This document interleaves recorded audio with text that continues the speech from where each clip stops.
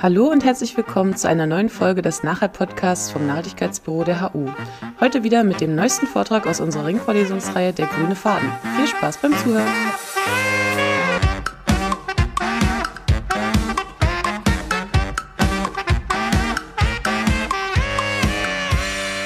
My name is Jörg Niewener, and I'm currently the director of IRIThesys, which is co-hosting this great lecture series. So very happy for you to be here, Hannah. By way of introducing, I wanted to say a couple of things about anthropology, because I realize that not everyone is familiar with the discipline as such, probably because it's not as big and as popular and visible as it is in the US. So essentially, as you will see in a moment from Hannah's presentation and discussion, anthropology studies how people live together. That's probably the shortest form of explaining it. And it studies how people live together at the level of everyday life. And that's why anthropologists go and live with other people, so to speak, what we call participant observation. And they develop this particular mode of ethnography and ethnographic theorizing from this form of social interaction. That's probably the briefest way of looking at it. And as people, most people either live in capitalism, so to speak, or at least their lives are touched by capitalist exchange systems. Capitalism, of course, matters also to anthropology, although oftentimes it's more of a background, I guess, for most social sciences. It appears as a background, as a stage. It's sort of a presumed social structure. It's an economic form. And then some people focus, of course, on the economy. If you're an economist, I guess that would be true for you. But capitalism in the social science is probably more often object of critical theorizing from a distance than anything else. Now, in Hannah's case, the approach, Hannah Appel's case, I should say, capitalism is treated in a very different way, and that makes it very interesting to us. She calls it treating capitalism as a project, which I guess, and we will hear more about this, really means that she's ethnographically or has and is ethnographically investigating how something that we come to analyze as capitalism is produced and done in specific cases and situations and at specific times. In the case of the book that we're talking about, The Licit Life of Capitalism, or that we're mainly talking about, this place is Equatorial Guinea.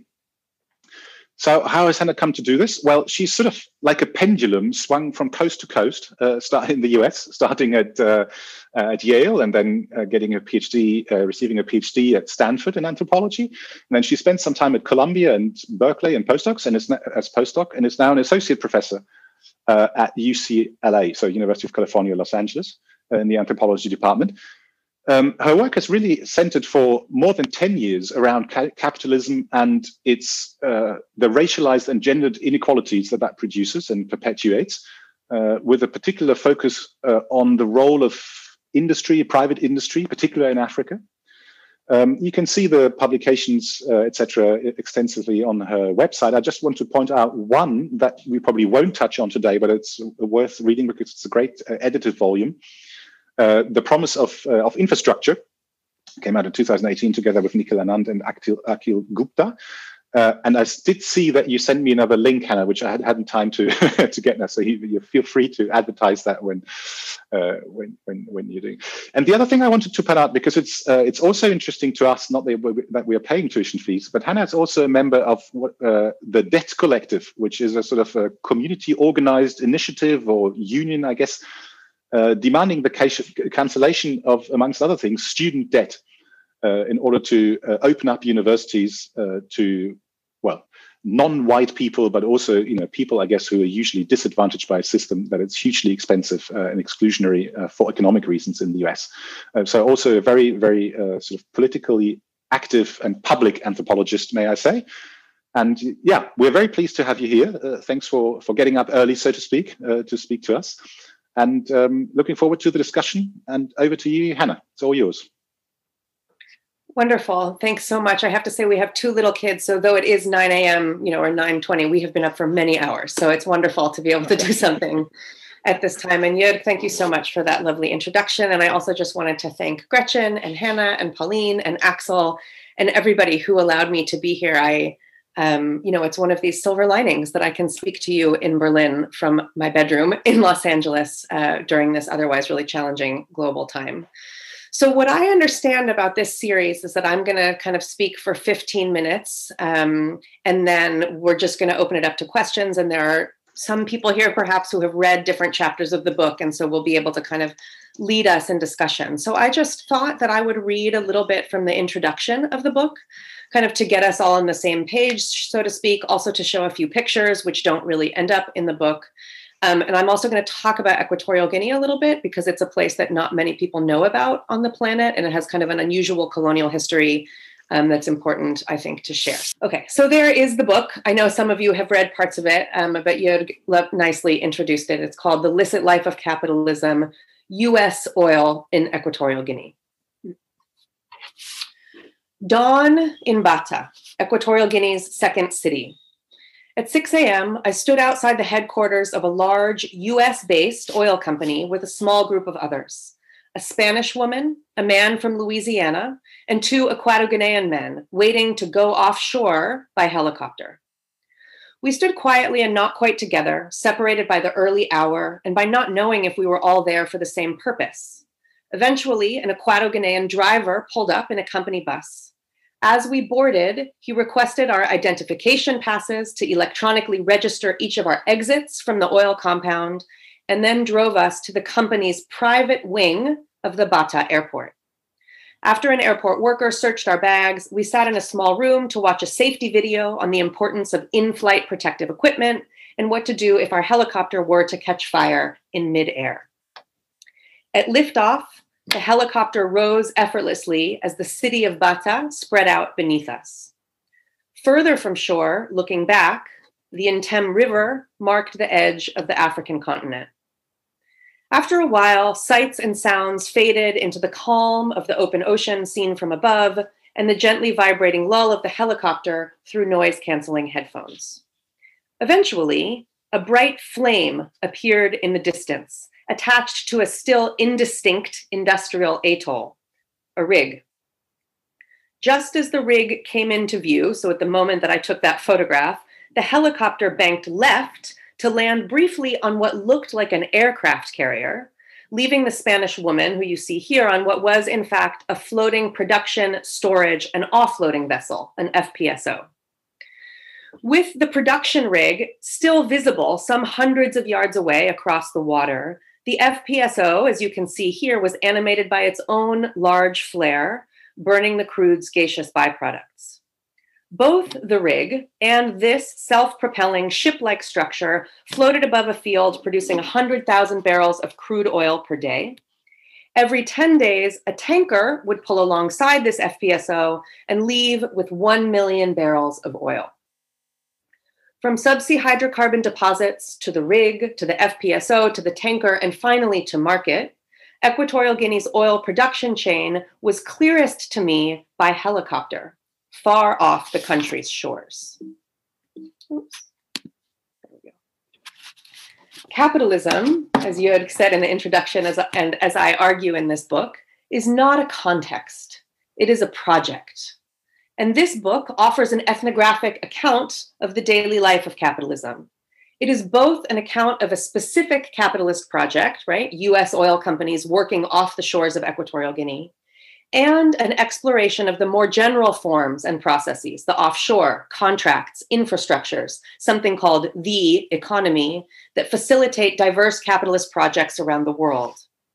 Each of these forms and processes, which organize the book chapter by chapter, is both a condition of possibility for contemporary capitalism and an ongoing entanglement with the raced and gendered histories of colonialism, empire, and white supremacy, out of which capitalism and liberalism emerged. And indeed, the book, for those of you who have read parts of it, explores this relationship between the liberal modernity claimed by US oil companies, right? So contractual obligation, market rationality, transparency, and the racialized global inequality that radically delimits the ways in which Equatorial Guinea and other post-colonial African countries might engage with multinational oil companies. Just as racism, patriarchy, and dispossession are not exceptions to liberalism, but constitutive of it, So too, this book argues, informed by the Black radical tradition, that we must shift our understanding of capitalism from one in which markets merely deepen or respond to post-colonial inequality to one in which markets are made by that inequality. In Equatorial Guinea and around the world, accreted histories of racialized disparity proxy for rational, neutral market behavior, the rules of the economy. Global markets, the oil market chief among them, do not merely take advantage of these circumstances, they are constituted by them. This view from the helicopter window, through which Equatorial Guinea itself seems to recede, in which hydrocarbons seem to move effortlessly from one infrastructural node of the commodity chain to another, and where a space referred to by the industry as offshore seems to be a literal watery stage for placeless economic interaction, requires a tremendous amount of work. From manual, managerial, domestic, and political labor to material infrastructures and technologies to the legal, ethical, and affective framing processes required to lubricate the passage of oil and gas to market, the apparent smoothness of the offshore is made and remade in the quotidian project that is hydrocarbon capitalism in Equatorial Guinea. So this view that you're looking at, that we're all looking at here, is redolent with qualities often thought to be intrinsic to capitalism itself: standardization, replicability, technical mastery, the disembedding of economic interaction from social context. But in contrast, the view from 14 months of fieldwork in and around Equatorial Guinea's oil industry demonstrated nothing more than the work required to produce tenuous and contested approximations of those ostensibly intrinsic qualities. And I know that folks aren't as familiar with anthropology here, so what I just articulated is a very common anthropological argument, right? It's a very common anthropological approach to capitalism. Oh, you say capitalism disembeds, let me show you the teeming social world underneath, right? So I'm kind of setting that up, and now I'm gonna knock it down a little bit. So given that that's a kind of conventional anthropological approach to these things, which in many ways I agree with, I wanna say, yes, and yet, the view from the helicopter window is not only misleading, it is also productive. If anthropology often concerns itself with rescuing local specificity and complexity from the abstracting views, distance of views like this one, this book is equally invested in understanding ethnographically, theoretically, politically, what these kinds of views do in the world. These views are not merely wrong in any narrow sense. On the contrary, they are performative in that they generate durable material and semiotic effects in the world.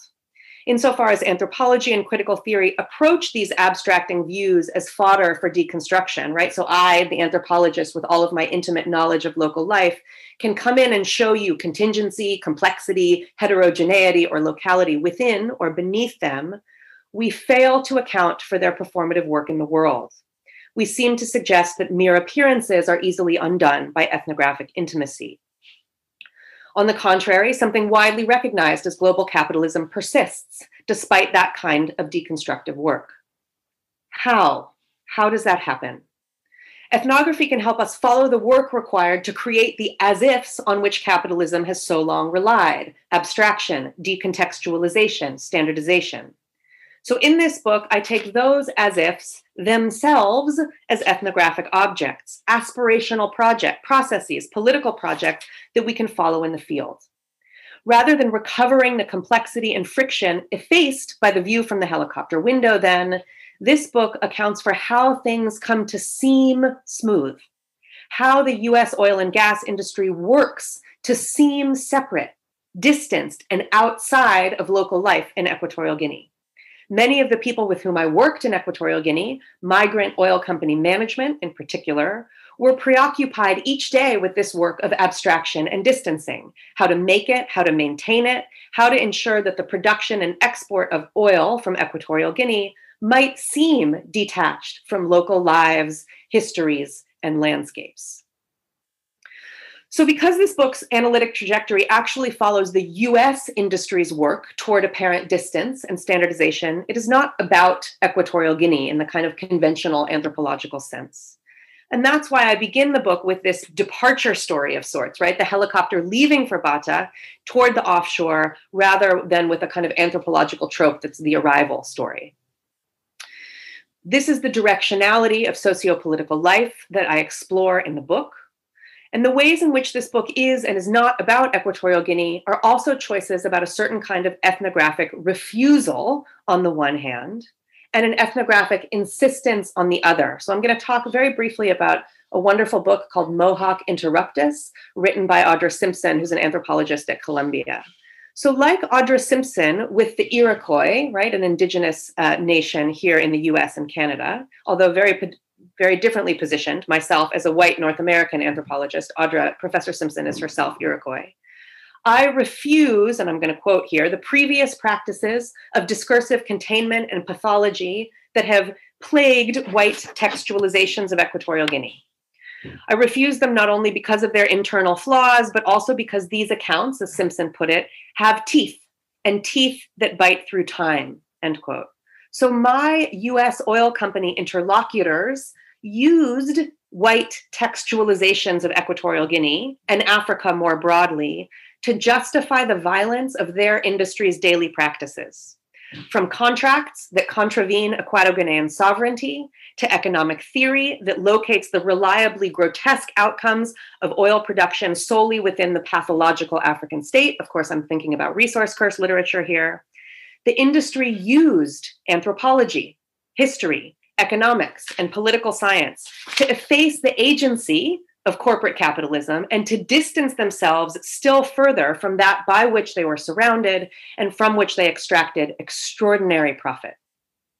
The teeth of knowledge production, right, in Simpson's words, in the mouths of some of our world's most powerful corporations, indeed, bite through time. So this form of ethnographic refusal also contains an ethnographic insistence. If knowing, and if anthropological knowing in particular, has been a mode of power, then this book advocates knowing more about that over which we need more power. It is capitalism, its ideologies and institutions, its people and dreams, its ecologies and erasures that is my ethnos, right? So that's the ethno and ethnographic. Through that commitment, right, with capitalism as my ethnographic object, I stumbled upon capitalism's intimacy with liberalism, and that too became an ethnographic object. More precisely, I found liberalism in the field, or what Sartori has called vernacular liberalism, and I'm quoting Andrew Sartori here, the movement of liberal concepts beyond the rarefied domains of self-conscious political theory and out into wider worlds.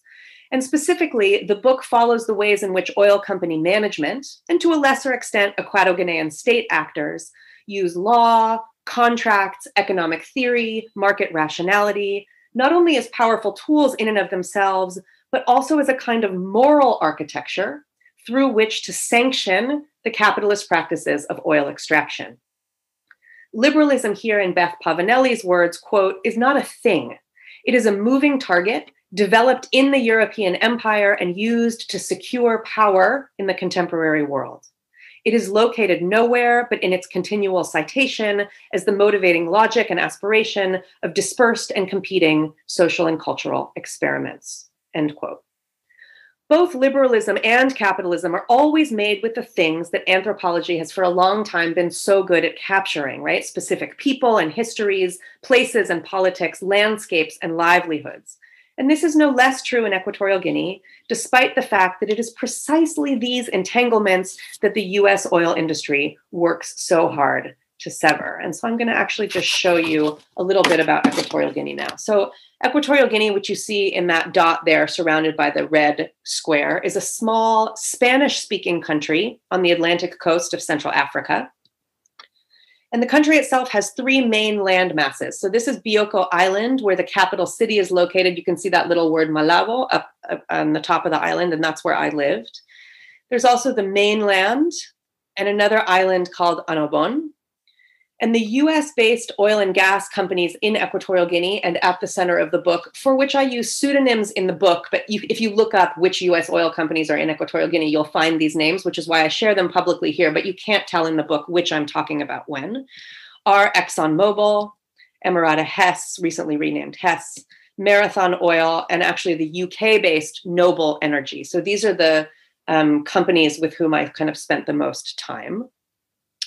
And these maps that you're looking at here look very different from an oil company perspective, right? So Bioko Island, you still see the same map on the right with the red circle around it. And in the oil and gas licensing concession map, you see Bioko Island, right? So the two things in circles are the same island. So these maps look very different from an oil company perspective. Equatorial Guinea's oil industry is offshore, as I said. So here you see Bioko Island surrounded by actual and potential blocks. So spatially delimited areas where subsea hydrocarbon deposits are thought to exist, some of which are already contracted, and you can see those in white or green on the map, and others of which are still available for contract. Equatorial Guinea has an exceptionally brutal colonial and post-colonial history that I won't go into much right now, but you can read about in the book. But suffice it to say that colonialism under Franco's fascist regime sucked. Sorry, that's like a very bad slang term in English, but you know, it was awful.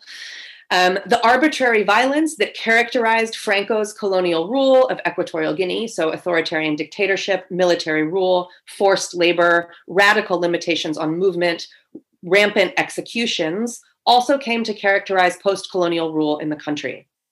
Equatorial Guinea won independence from Spain in 1968, and the following decade saw 1/3 of the population either killed or sent into exile.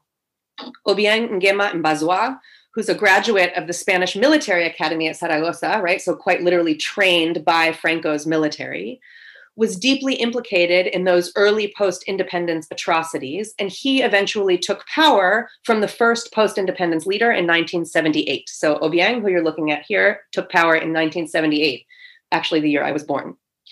After a decade of his military rule, so by the late 1980s, Equatorial Guinea remained bereft of political freedoms and was drowning in multilateral debt. There was a vibrant underground opposition, however, and between 1992 and 1995, Convergencia para la Democracia Social, which is like a Convergence for Social Democracy, an opposition party, gained power.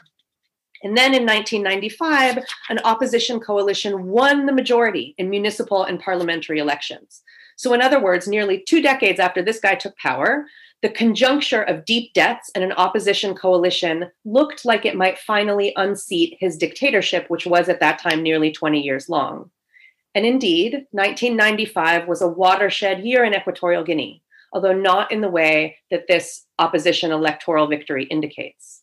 That year, the company then called Exxon, so before it merged with Mobil, the company then called Exxon discovered that the Zafiro oil field had production capacities 3 times greater than the company's entire worldwide output of oil and gas at that time. And then I'm quoting an Equatorial Guinean organizer here. The following year, in advance of the presidential election, right? So Obiang was up for election again. In advance of the presidential election, ExxonMobil's petrodollars bankrolled the involvement of a US lobbyist who helped legitimize a rigged contest in which Obiang, this guy, claimed 97.8% of the vote from the same constituency that only months earlier had opted overwhelmingly for the opposition coalition, end quote. Indeed, the Exxon-funded group, which is called ominously the Institute for Democratic Strategies, played a pivotal role in the manufacture of Equatorial Guinea's 1996 election. And that, an opposition member of parliament put it to me succinctly, was when petroleum started. Petroleum, he said, was like a life jacket for the regime, an oxygen balloon to help it float. Obiang Nguema Mbazwa, who you see at the center of this photo, remains in power to this day, and he is now the longest standing political leader in the world.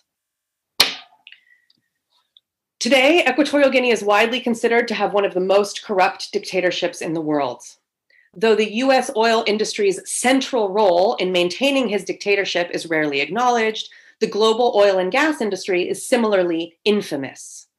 So how is it that capitalism in its own image, reliably reproduced at the intersection of an industry and a dictatorship that are equally constituted by histories of violence, destruction, and suppression? In Equatorial Guinea and beyond, the oil and gas industry consistently escapes consequential responsibilities for local outcomes, despite profound political, environmental, economic, and social entanglements in each and every supply site.